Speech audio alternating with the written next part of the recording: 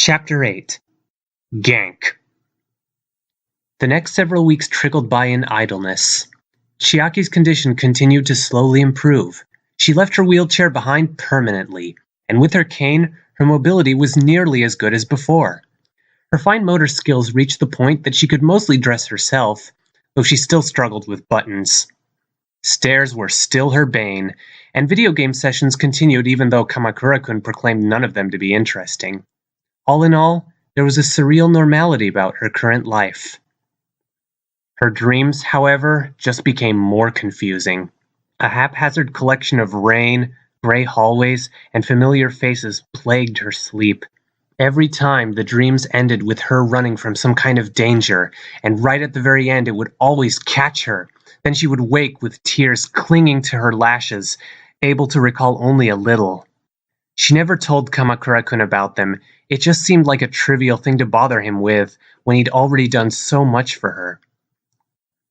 November was just dawning when things first shifted. It began with Chiaki helping Kamakura-kun in the kitchen.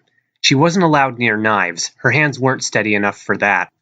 But she could try to make rice balls, and though her hands shook throughout and it took her twice as long as usual, she was reasonably pleased with the end result. With her cane's help, she made her way over to the fridge for the filling, and that was when she noticed they were running low on food. "I will obtain more tomorrow," Kamakura-kun droned when she told him.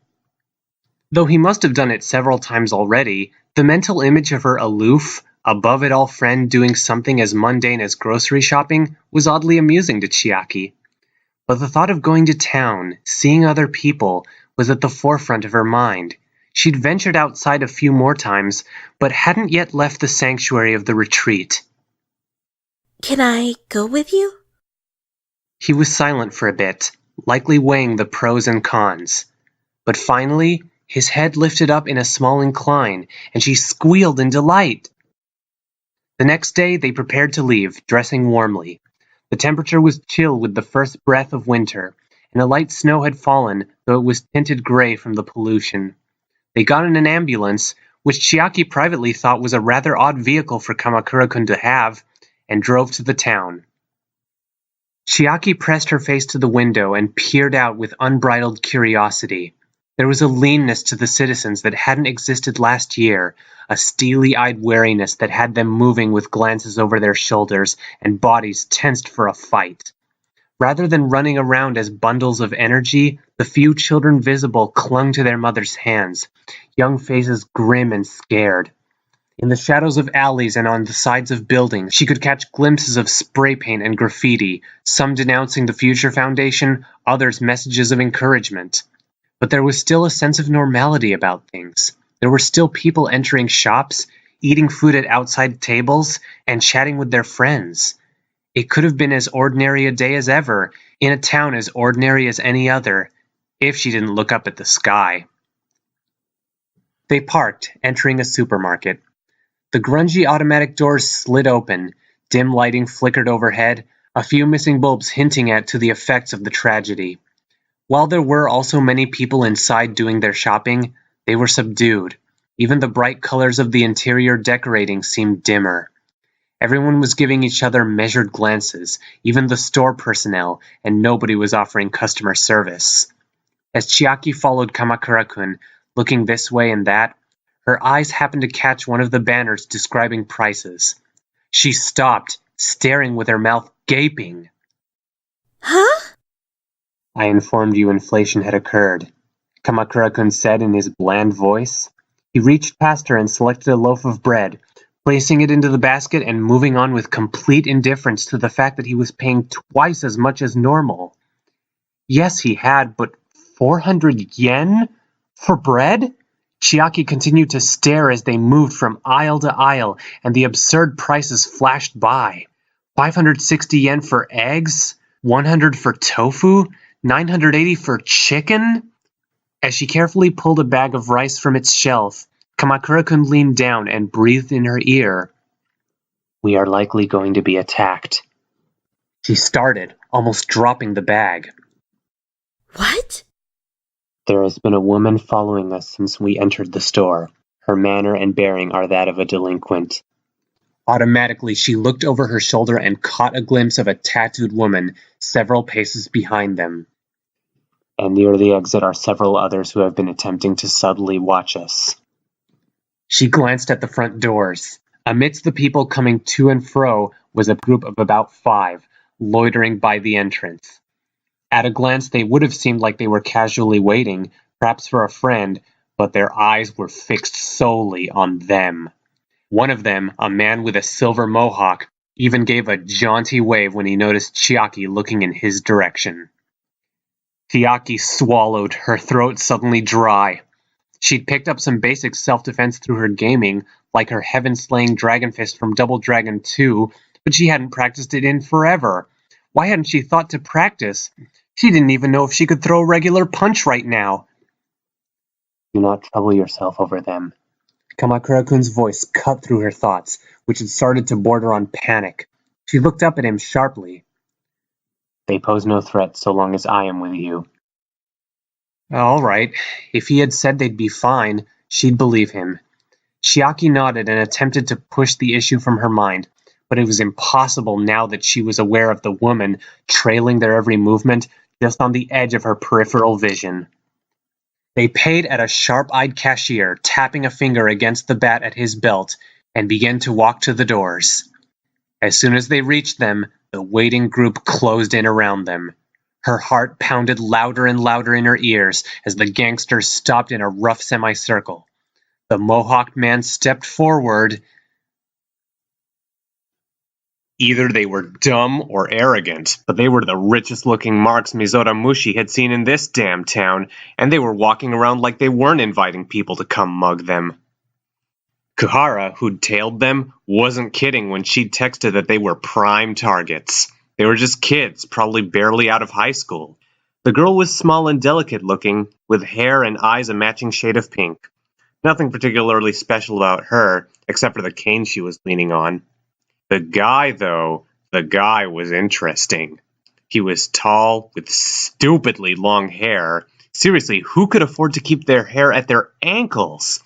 And wearing a suit made of material that only high-up places like Hope's Peak could afford. Nancy rich boys like him made the best victims. Not only was the yen sweet, but Mushi'd always hated seeing all those higher-ups prance about as if the world belonged to them, paying no attention to the people their 100,000 yen designer shoes stepped on. Well, now the world had fallen, and those people were suddenly in the same lot as everyone else. He finally had least to get even. This new world was great. All that despair propaganda he didn't care for. What he cared for was that in this new world, a lowly clerk could pick up a knife and suddenly be the most powerful person in the room. No repercussions.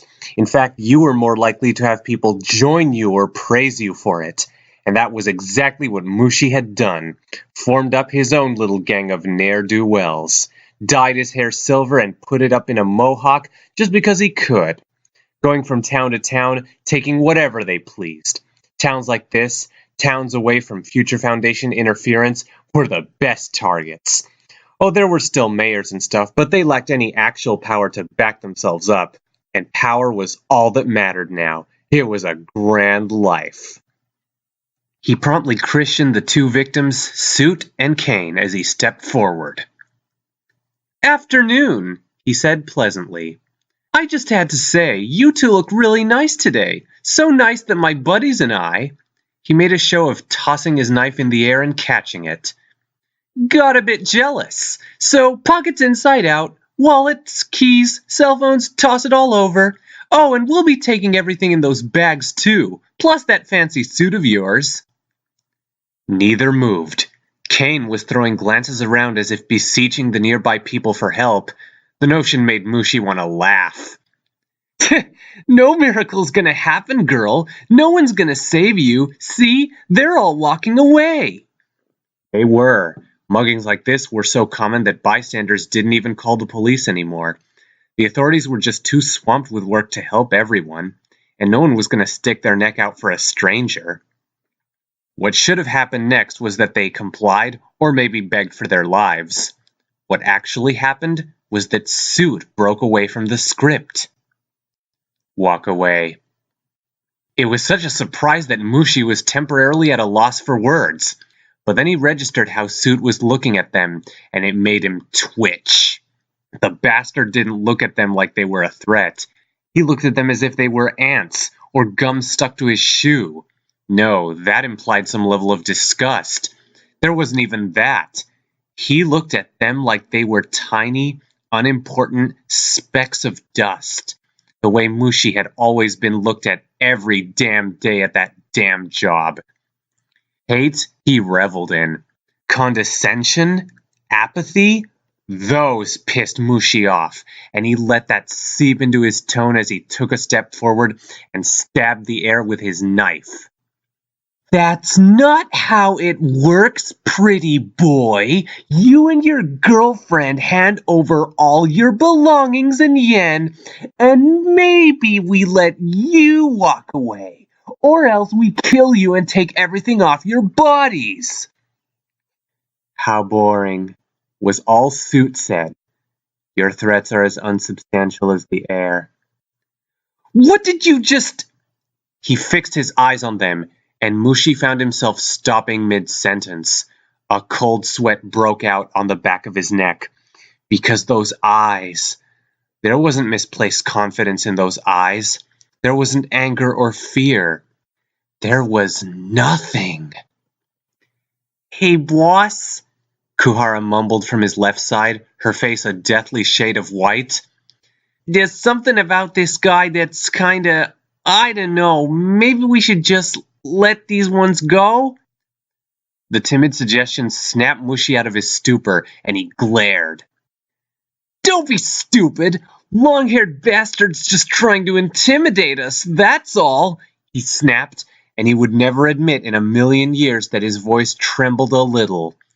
It was stupid to take this guy at face value. He's not going to cooperate? We'll do this the hard way.